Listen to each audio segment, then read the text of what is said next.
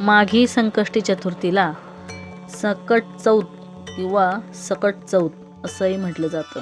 या दिवशी विधिवत गणपतीची पूजा केल्याने आणि व्रतकथा वाचल्याने सुख, समृद्धी आणि संकटातून मुक्तता मिळते अशी मान्यता आहे.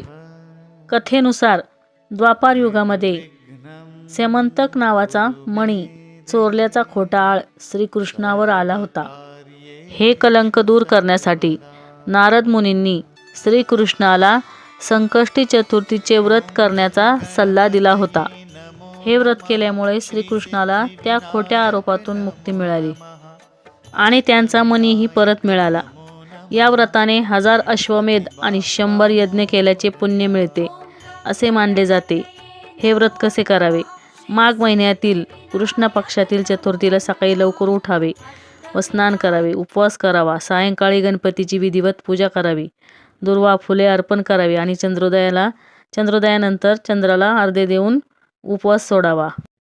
माघी संकष्टी चतुर्थीला गणाधीप संकष्टी असे म्हणतात.